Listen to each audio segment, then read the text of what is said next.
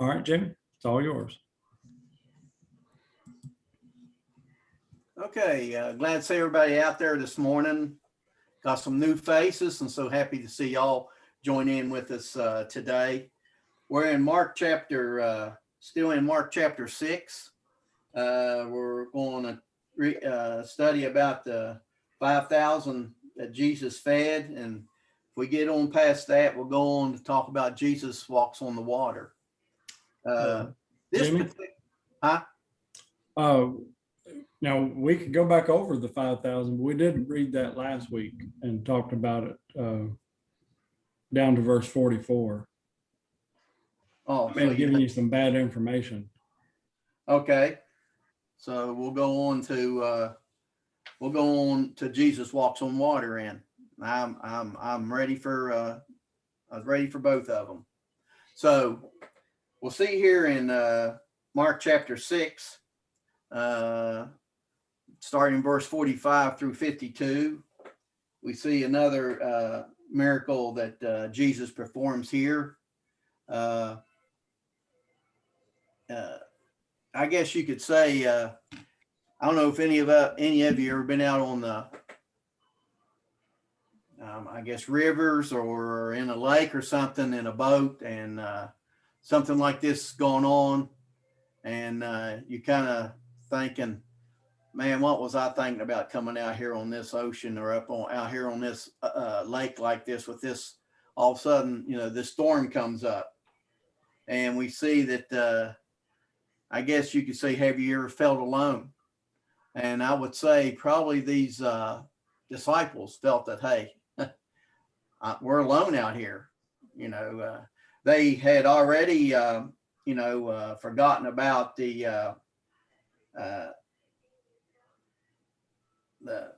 I think they did not comprehend fully about the 5,000 Jesus fed.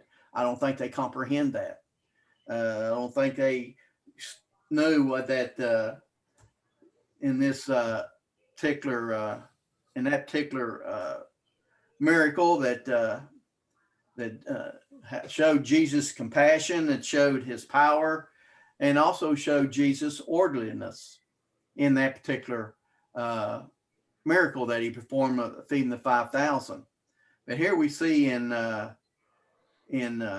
this here parable that Jesus goes on up into the mountain, and what is Jesus going to do?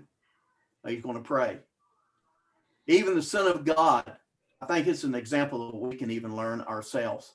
Even the Son of God, who he was, he still made time to pray. And I think that's a great example for us from Jesus himself, showing that, hey, even in times of stress, times of sorrow, times of things that's going on in our life, busy as it is, if Jesus can make time to pray, we can make time to pray. And I think that's an example that he sets there in that particular verse.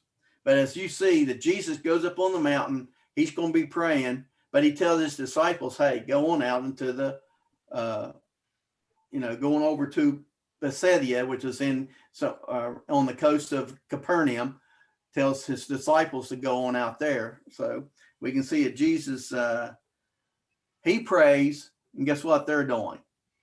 They're rowing, right? They're basically doing what Jesus is telling them to do. And it would be good for us to go ahead and read yes, 45 and 52. Yeah, let's read that. Let's verses 45 through 52. 1, 2, 3, 4, 5, 6, 8 verses. So on my screen, Justin, could you read the first 2 verses? Yes, sir. I'm reading from the New American Standard. Immediately, Jesus made his disciples get into the boat and go ahead of him to the other side of Bethsaida, while he himself was sending the crowd away. After bidding them farewell, he left for the mountain to pray. Okay. Zach, could you read the next 2 verses, please? And when evening came, the boat was out on the sea, and he was alone on the land.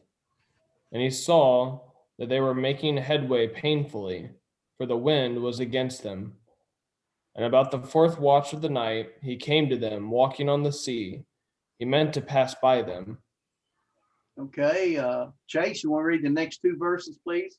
Sure. But when they saw him walking on the sea, they supposed that it was a ghost and cried out. For they all saw him and were terrified. But immediately he spoke with them and said to them, "Take courage, it is I. Do not be afraid." And Ian, you want to do the last two verses? Sure, from the New King James. Then he went up into the boat to them, and the wind ceased. They were greatly amazed in themselves beyond measure and marveled, for they had not understood about the loaves, because their heart hardened. Okay. So kind of get a picture here of what's going on here, this miracle that's taking place. I think we see here just in the first few verses that Jesus is praying on the mountain and the disciples are rolling in the sea. So see what's taking place here. And we also see that, hey, they're working against something, or they're working against the wind. I mean, you imagine? I mean, have you ever been out in a boat or in a canoe or whatever, and the wind picks up and it's blowing against you? I mean, it's like it's a fight against that wind. But this is more than just the wind. If you read in the other accounts, which is, I believe,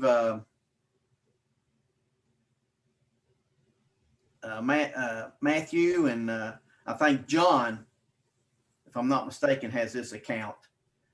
But you can see that it's more than just the wind blowing. It's a storm. And we're going to see that the only person who's going to be able to calm this storm down is Jesus, which proves to me that Jesus has not only power, he has power over the elements. If he tells the wind to cease, he tells the ocean to be calm, guess what happens? It does that. I think it's something that we can see that it's, it fascinates me when I read this about how the apostles cannot grasp about the 5,000, and they cannot grasp about what Jesus is doing here. Like say at the end of verse 52, it says in my version, but their hearts were hardened. So anybody else, some other discussions want to talk about this? In verse 45, we have our word for the book of Mark that we've been commenting on a number of times. Immediately he made his disciples get into the boat and go before him to the other side. And he stays to send the multitude away. I think John's account is probably one of the more complete accounts of this. And in John's account, you see that that's not an easy task for Jesus to send them away. They're desperately wanting to be with Jesus. We'll find the next day when they find him, the reasons for wanting to be with Jesus isn't really what it should be. But he's going to send them away, and he sends the disciples on. And you think, this is just right after. So the events we're going to read about here, of them in the boat on the sea and the storm, and the reason he adds that there, Mark does, the end verse 52, they still haven't understood about the 5,000. That's just right immediately after those things have taken place. And we talked about last week how amazing it was for those in the back maybe who were seeing the food being distributed and thinking, well, it's going to run out any time now, and it never runs out. And that was an amazing thing. But then when they take up the leftovers and they have so much left over, even after everybody's full. So you think there's a lot for the disciples to be thinking about and talking about. But as sometimes happens with us, we get distracted pretty easily. And so with this storm coming up, their mind really isn't centered on what it should have been at that point.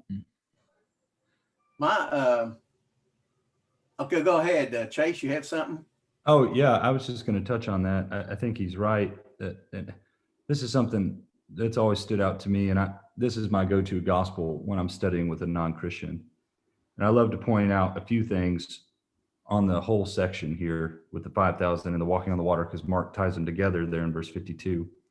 So in verse 34, Jesus feels compassion for them because they're like sheep without a shepherd. He goes out, and Mark's gospel, I don't know if you all talked about this last week. Mark's gospel is the only one that specifies in verse 39 that he sits them down in the green grass. Then we find out that they all eat and are satisfied, and there's leftovers. They have more than they need. And then Jesus calms the waters when he says, "It is I, do not be afraid, take courage. The Lord is my shepherd, I shall not want. He makes me lie down in green pastures. He leads me beside quiet waters. He restores my soul. He guides me in the paths of righteousness for his name's sake." Verse 5, you prepare a table before me in the presence of my enemies. You have anointed my head with oil. My cup overflows. And I just think that fits perfectly with this whole context of the green pasture being laid down in it, Jesus being called out as the shepherd, the quiet waters, the cup overflowing, them having more than they need from Jesus. And all of this is supposed to be pointing to Jesus as the creator, as God, as the one that's come, and they're still not putting it all together. So I don't know if Mark did that on purpose or not, but I do think that there's a striking comparison there with Psalm 23. And like I said, Mark's gospel is the only one that specifies the green grass. But these disciples are still not putting together who Jesus is, but it is so indicative of how we are. Time after time of encountering Christ, we still fail sometimes to fully see who he is and then execute that in our lives, because we know what chapter 8 is going to be, is the feeding of the 4,000, and they're just as lost as they were in chapter 6. So I just wanted to point that out, kind of tying into what Brad was talking about with them not gaining the insight yet that they were supposed to. So. I can just, go ahead, Casey. I think last week we talked about the fact that Jesus is trying to train his disciples through the feeding of the 5,000 and then the 4,000, and kind of bouncing off of what Chase said, that this is supposed to be training. I mean, you look at the very beginning of it, he made his disciples get into a boat and go before him to the other side. Why wouldn't he get into the boat with them? You know, it's all a setup. It's all intended to train them. And there they are on the boat doing everything they can, you know, making headway painfully, trying to do it without Jesus there. And you see he shows up, and then it's no problem. He got into the boat with them, the wind ceased, and they're able to make headway. So training them, helping them to see the value that Jesus gives them, I think is really interesting. Good points. Good points. Jimmy, also, I like how you started off, just trying to imagine the scene with it being dark and a storm. I mean, the waves would have been crashing, and this boat would be jostled all around. And they've been rowing and rowing and rowing for hours. And just to look out then on the sea, and perhaps lightning is flashing, and then you see the Lord walking on water. Just try to imagine how awesome that scene would have been. It is amazing. And for him to be walking on water, they're thinking that he's a ghost and crying out, and then he offers them words of assurance. And didn't get into what Matthew had to say about Peter then getting out of the boat and all of that. I mean, we're studying Mark, but the idea of him going up into the boat with them, and I like all the comments that were made that build up to those spiritual lessons. But when he gets into the boat, and then the wind immediately, all of that jostling and all of that wind and everything just stops. And, just to think about Jesus as the creator and him displaying power over his creation in this moment. And then the spiritual lessons that come along with that, and thinking about they didn't understand about the loaves. The Lord will provide.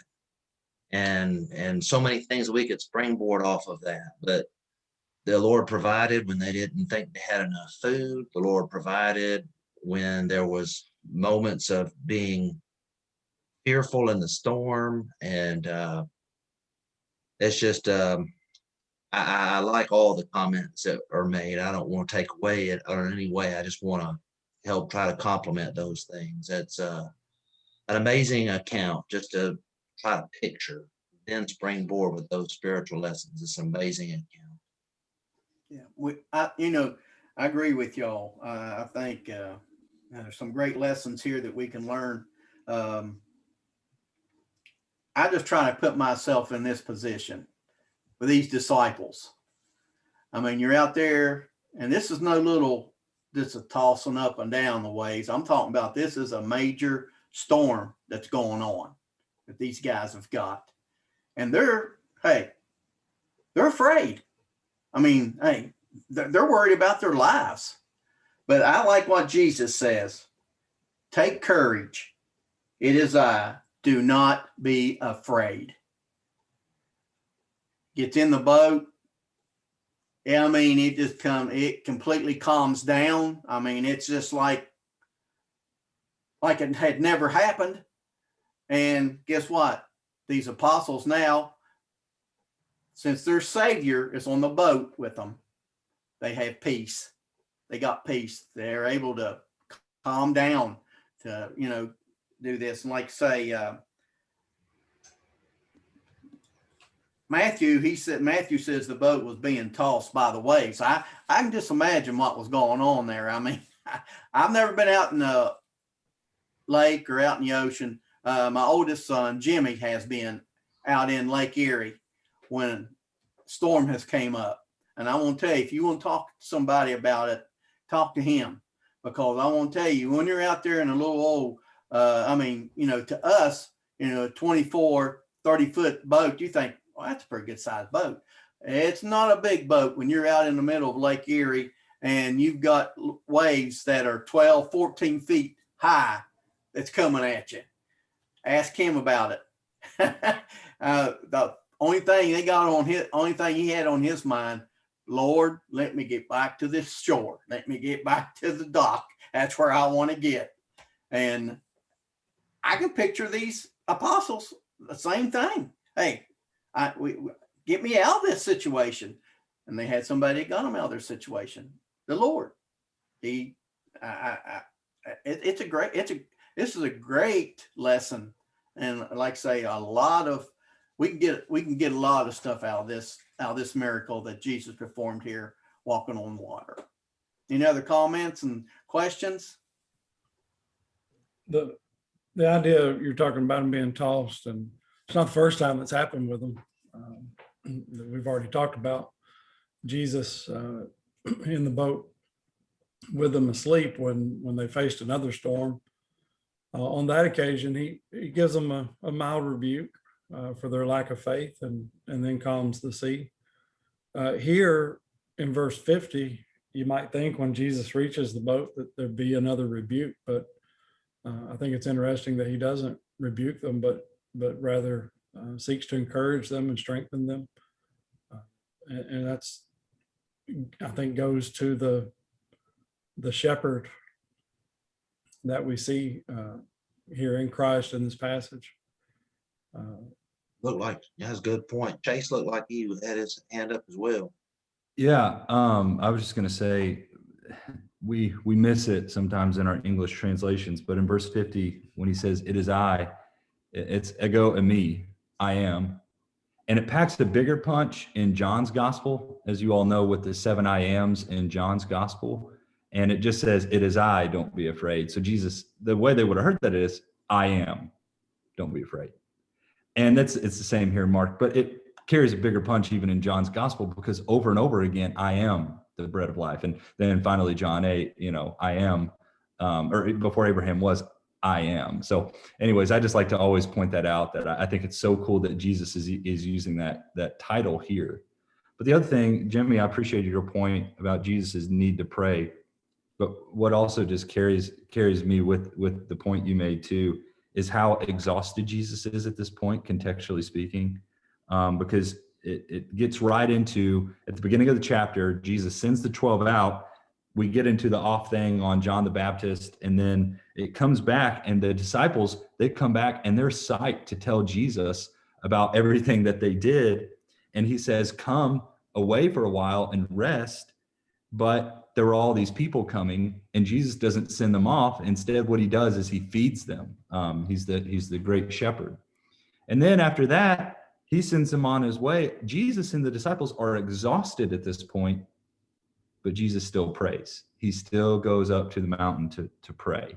And that, man, you guys know what it's like to be exhausted, even after doing good things and you're just ready to sleep.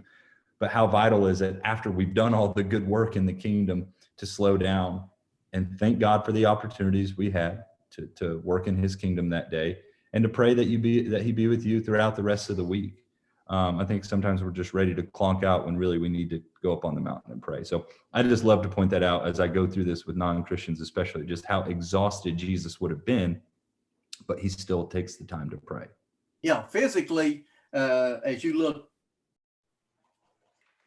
the 5,000, it says they fed 5,000 men. We're not talking didn't say anything about women and children, and I believe women and children were there. So Jesus probably fed close to 10,000 people. Now, can you imagine wiggling yourself around? I mean, even though he had his disciples there to help, but still going around 10,000 people and feeding them. And then after it was all with, what was left over, they picked up, and like I say, immediately he sent the apostles across the ocean or the sea. And then immediately, what did he do? He went up on the mountain.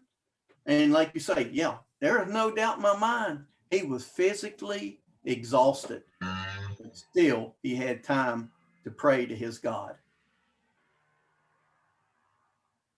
Amen. Any other comments or questions or anything else? I'll try to be as succinct as possible, but with what Chase had said about Jesus's statement and identifying himself, you could just maybe say, see the Lord as he is. See the Lord as he is, and realize that he can provide in every circumstance. Yeah. If you look at the other versions, what they have to say, New King James Version says, be of good cheer. The ESV version says, take heart. The New American Standard Version says, take courage. I mean, put all those together.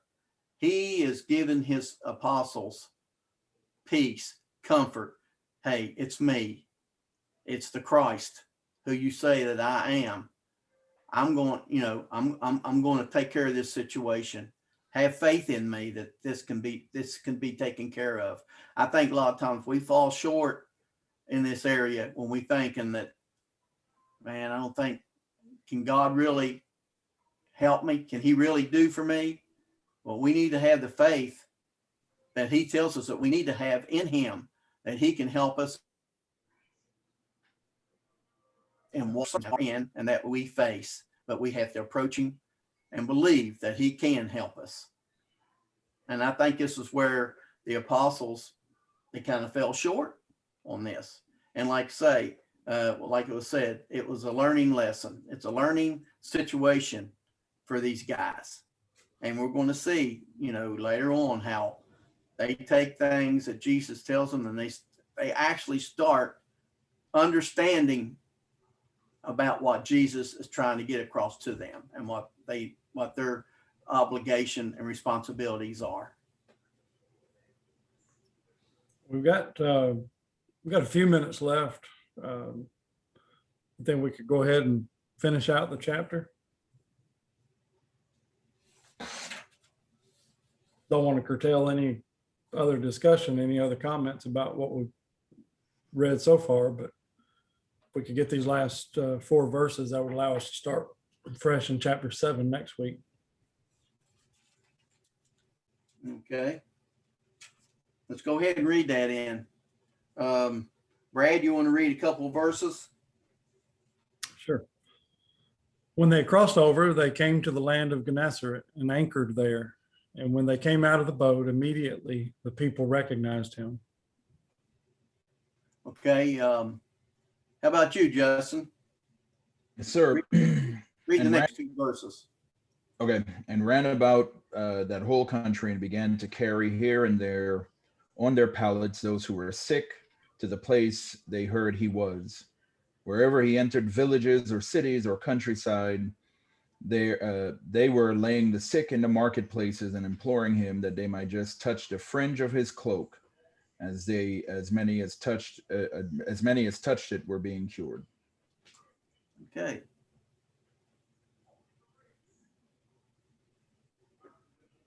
So we can see that shortly after anchoring on the shore, after they had crossed the sea, that we got that word again in verse 54. Immediately, the people recognized who he was, and bringing out scores of people on pallets, on wherever they can, on pallets, I don't know, maybe wheelbarrow, I don't know, but they was bringing people out, and the only thing all they had on their mind is if we could just touch the fringe of his garment, I'm gonna be healed. Now I want to tell you, that's faith. Just to touch the hem of his garment, and they know if they did that they would be healed.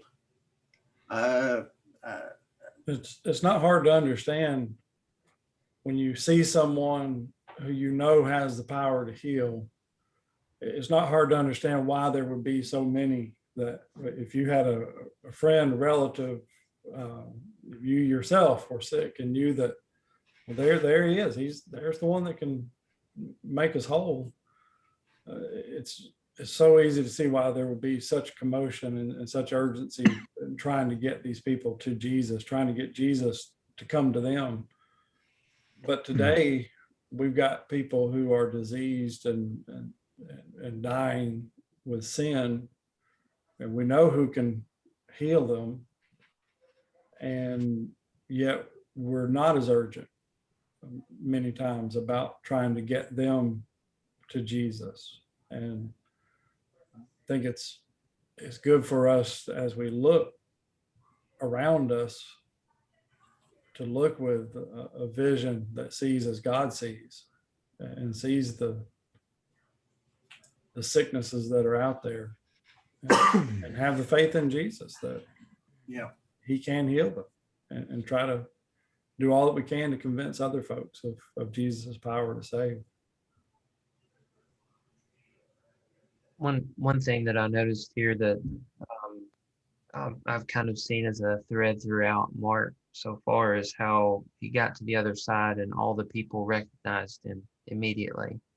I think Mark is trying to show us how famous Jesus became, that Jesus was obviously well known all over the place. And at the same time, how humble he remained. I mean, I can't even imagine having this power and having so many people coming to me wanting more and more and more. And you never get the image that Jesus is tired of dealing with people. I mean, I'd be pretty sick of it. At some point, I would just kind of be like, okay, I'm done with this. But he sees the need, and he has this relentless compassion toward these people who have these needs, and he's constantly healing and taking care of them wherever they come from. And he's so famous right now, everybody's coming to him. He doesn't have to go out, but I'm amazed by that, his constant healing and willingness to heal. And if you tie that in with what Brad said and think about our sickness of sin, he's that relentless about healing us of the sins that we have and trying to help us get back on the right track. So I love that picture of his healing and compassion, and I love drawing that connection to our sin too. I think that's really good.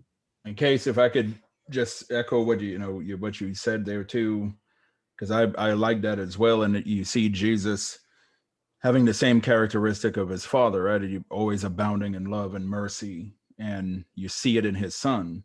And it's like you said, you have all of these people coming up, and I would have had the same mindset as you said there, Case. But then you see Jesus, who is always willing to help, and that is what makes God and his Son really so awesome, is their desire to fix what is wrong, right? And so here we have sin, and all the way back at the beginning, when you think about it, right, man destroyed what God's perfection, but then God reaches out to us. You would think it should be the other way around. We destroy it, then but no, he reaches out to us. I think Ian had said that he had preached, did a lesson, and he said something like that was very profound. Like, he reached out to us to bring us back to him. So here you have righteous, perfect God wanting us sinful people to be with him. And that can happen when you extend mercy and compassion. And so here you see Jesus doing that. And it's a reminder to us as Christians that that's what the mercy that was shown to us, the compassion, the love that was shown to us. And we need to show that to other people and invite them and let them see the love of Jesus and what he can do for them. You know, you gotta look at it too. Jesus never failed any miracle that he performed. Never. Now you think about these fake healers that we have today. You got thousands and thousands of people who go to these meetings thinking, hey, I'm going to get healed. And thousands and thousands of them walks away. Guess what? Not healed. But did this ever happen on occasion for Jesus? Never. Only one time he refused to do a miracle. Remember, we read that we studied about that, Matthew chapter 13, verse 58. Jesus did refrain on one occasion from doing a miracle, and it was for a reason, because of lack of faith. So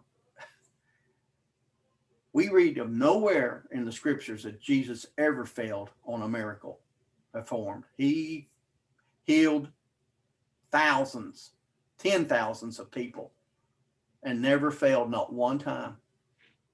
But then you look at these people who they call themselves fake, we call them fake healers. They can't do it. It's just not there. It's impossible for them to do that. But we got the greatest healer that ever was, that we're reading about here in Mark, that thousands of them come. I mean, can you picture? I mean, I picture this as like, maybe not a good illustration, but if you got roaches in your house, when you turn the light on, bam, they're gone. Well, this is like, say, stepping on a anthill with those red ants, and how they all of a sudden they just start bubbling out of the ground on your feet. Well, I picture these people like this. They're just coming from everywhere. And like I said, the only thing they ever want, all they have on their mind is saying, if I can just touch the hem of his garment, I'll be healed. And like I say, we never see a failure in any Jesus's miracles. Never. We see it happen. Chase? Yeah, I love this section. These verses is where you see, I think, Mark as an author, his awareness of his conciseness, where he comes in and he says, look, there's a whole lot of other things he did. And he was doing a lot of miracles, and I'm not going to record every one of them, but he was doing a lot of it. And that really ties in well with his word immediately, used 40 some odd times in the Gospel of Mark that you said you guys have been hitting on. His gospel is just so far different than the others because he is urgently trying to communicate the gospel message to whoever picks up this book and reads it. Probably, I think, a Roman audience, which would be why there's not as many Old Testament references. But he is just so quick to want to get to demonstrating how powerful Jesus was. But also he slows down at different moments and makes pit stops. So anyways, I love that he throws this in there to emphasize, look, there are a lot of other healings he did. As a result, he became very famous. And just a note on verse 56, where it says they were touching the fringe of his cloak, and as many as touch it were being cured. You see so many glimpses of Jesus in the apostles in the book of Acts. In Acts 5, it says that all these people were coming to Peter, and they were just hoping that a shadow might fall on them so that they might be cured as well. So I always like to just connect those two things there. That's all I got. That hem of the garment, I think we might have gotten a little further than the hem on the passage we're looking at today, but I know we didn't touch everything. I'll leave the final words for Jimmy here in just a second, but I would just urge us as we wrap up here and go off into the rest of the week. And when it comes to God's word, when it comes to Christ, let's don't be satisfied with the hymn. Let's get all we can and go to him. So, Jimmy, if you want to wrap us up, we'll close out here. Okay. We'll wrap up chapter 6 here real quick. I guess what I could see here, points to ponder that we found in this chapter 6 of Mark was the reception of Jesus in his hometown of Nazareth. We've seen what took place there. The success of the 12 of Jesus in their respective healing ministries, how he sent some out and they came back and they told him what all took place, and that so on and so forth. And the courage of John the Baptist to preach God's truth on divorce and marriage. I think that's very important from what we can see in here. And then again, like I say, we've seen these great miracles that Jesus performed here in this chapter. The feeding of the 5,000 and Jesus walks on water. It's just, and then like I say, immediately when they get out of the boat, there's that word again we've been talking about, immediately.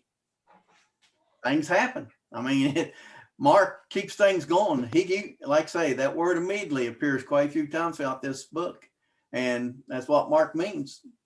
He don't mean tomorrow or next week. He means immediately, and that's what we see Jesus doing.